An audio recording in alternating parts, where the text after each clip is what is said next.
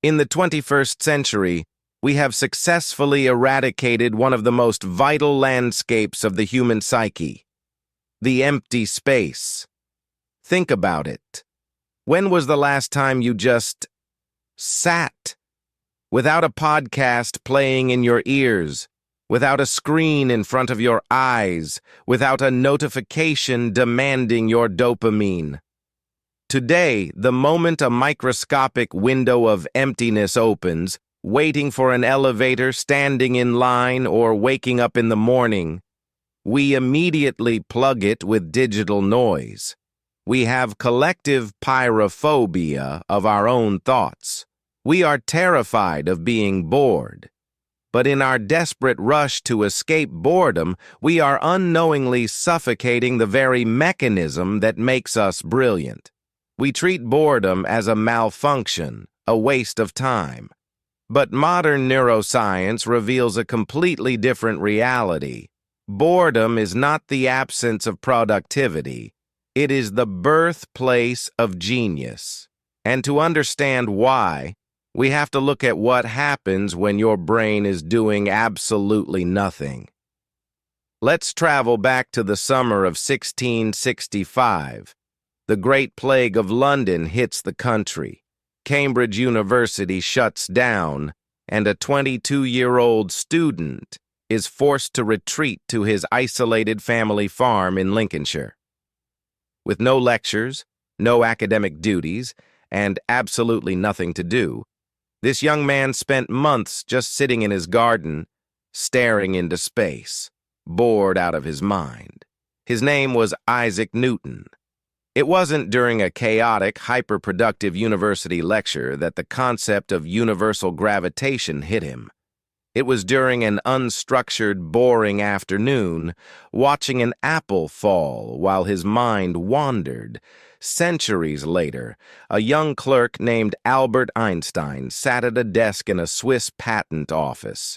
His job was mind-numbingly repetitive. Yet he later noted that this very boredom, this lack of intellectual stimulation, gave his mind the rare freedom to build thought experiments, imagining what it would be like to ride alongside a beam of light. The theory of relativity was born from the womb of monotony. History is filled with these anomalies. Agatha Christie came up with her most intricate murder mysteries while doing the dishes. René Descartes conceived the foundations of coordinate geometry while watching a fly crawl across his ceiling from his bed. Why? Why do humanity's greatest cognitive leaps occur not when we are grinding, but when we are seemingly wasting time? The answer lies in a groundbreaking neurological discovery made at the turn of the 21st century. For decades, neuroscientists believed that when humans stop performing tasks, the brain goes quiet, reducing its energy consumption. But in 2001, neuroscientist Marcus Rachel noticed something astonishing during fMRI scans. When a subject stopped focusing on the external world, when they just lay there daydreaming or bored, their brain didn't turn off. Instead, a massive interconnected neural circuit suddenly ignited like a city grid at night. Scientists called this the default mode network, or the DMN.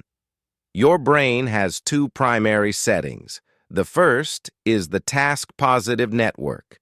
It activates when you are studying, answering emails, or paying attention. It is analytical, laser-focused, and narrow. The second is the default mode network. It is your brain's default state, and it only triggers when you stop doing things. When you get bored, your brain switches gears. And here is the magic of the DMN. It is the ultimate supercomputer for subconscious processing. While you think you are doing nothing, the DMN is working overtime. It connects memories from 5 years ago with a problem you face this morning.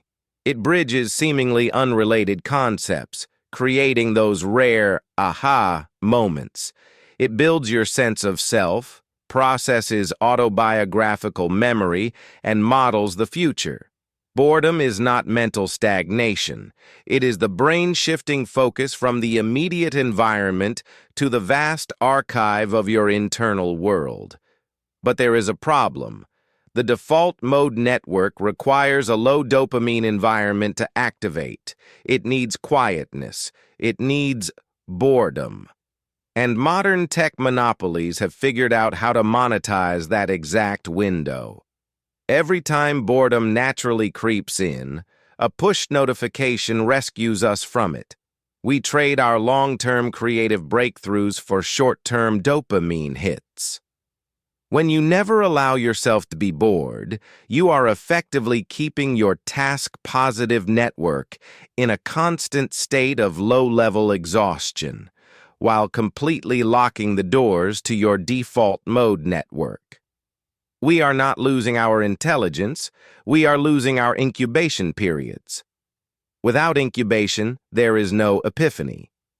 So, how do we fix this?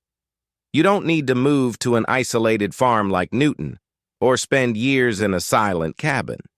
You just need to reintroduce intentional boredom into your daily routine. Walk without headphones. Wash the dishes without a video playing in the background. Sit on the porch and just watch the rain for 10 minutes. Let the discomfort of silence wash over you, because right behind that discomfort lies your brain's most powerful state. Stop fearing the blank space. Protect it, because your best ideas are patiently waiting for you to stop doing everything, so they can finally arrive. Welcome to Boredom Theory.